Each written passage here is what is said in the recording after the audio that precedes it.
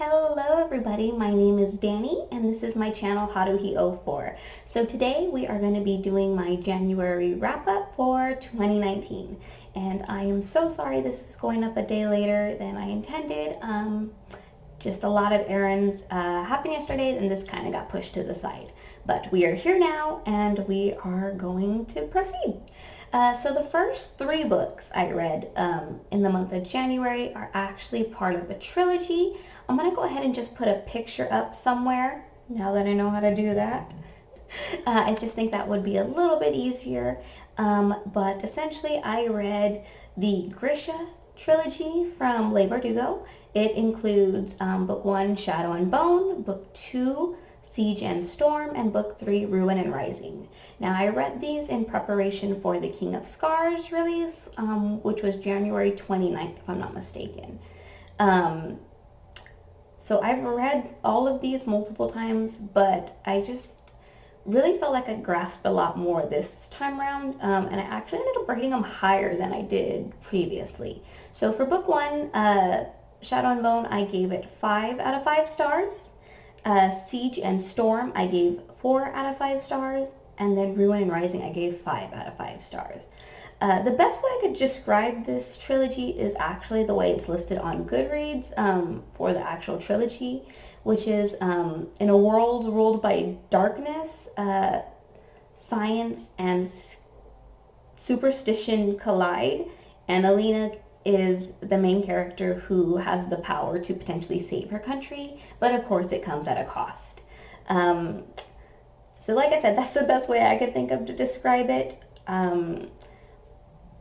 Maybe spoilery, slightly unpopular opinion, maybe, I don't know. I'm not Mal's biggest fan, so that probably gives you a hint about my ratings. I think the first time I read it, I gave the last book maybe 3 stars.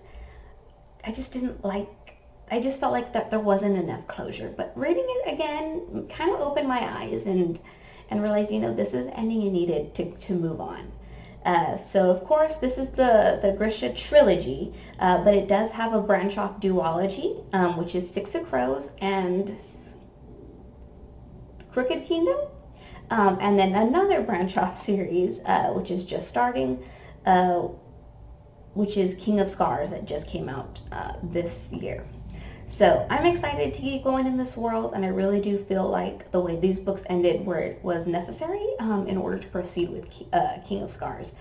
I can't see it have done any other way. So I'm excited, and I kind of have that inner peace now from rereading these books. I did not reread the duology. I think that was too close to the King of Scars release date, and I was too anxious to sit through those 2 books, even though I love both of them. So, moving on.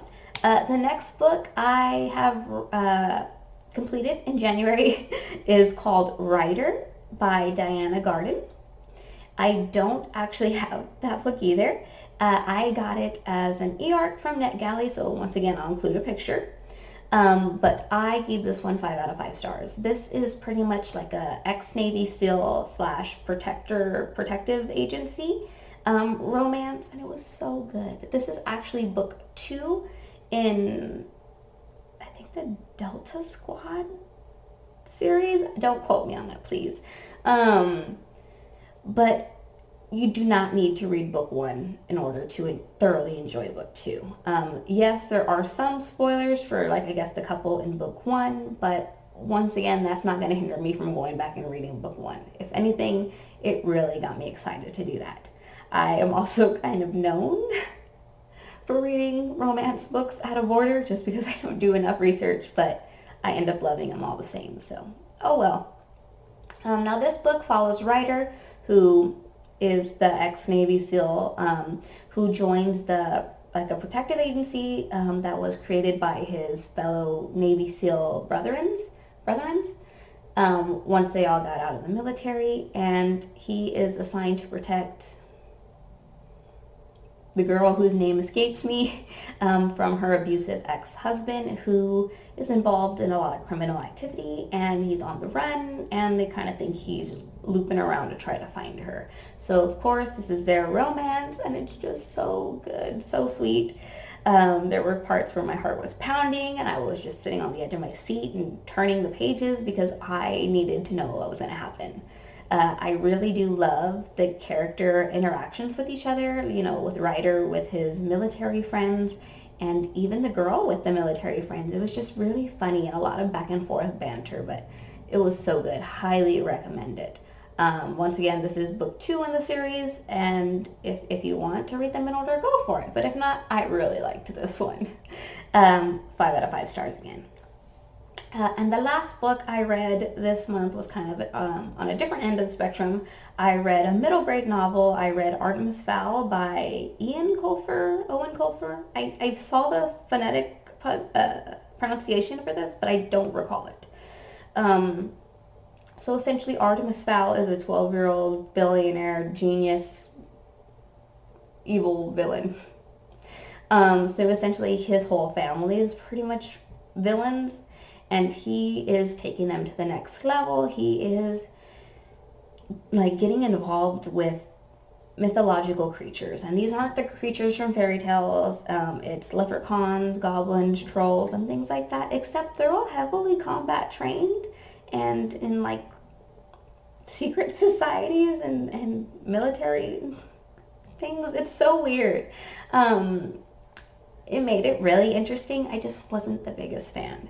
I gave Artemis Fowl 3 out of 5 stars. Now, just a little bit of backstory. I tend to have issues with middle grade. It's a little bit harder for me to get into them.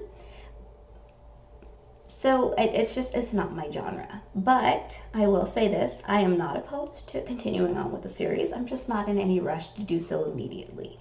I have heard that books, I don't know how many there are in the series, but the last 2 books are really good. It's just getting there, that's the issue. To be fair, I did read Percy Jackson about the same for the original series. I wasn't the biggest fan, but I kept reading and I ended up loving all the books that followed it. So essentially, the series starting with like the Romans and the Greeks, I loved all of those. So who's to say I won't end up liking this if I continue on? So essentially Artemis Fowl is trying to steal magic and end up using that as blackmail to try to get the like mythological creatures to pay him a big ransom. And there's a lot of mishap and adventures ensue along the way. So that's all that I read this month. I read 5 books, which is not a lot for book 2, but quite a bit for my personal reading level. And I hope to continue this in the future. February's not looking pretty good right now, but I will make a comeback in March, if anything. So that's all I got for now, but thank you. You have a wonderful day, and like and subscribe if you want to see more of these wrap-ups that are slightly rambly. I'm sorry. Bye.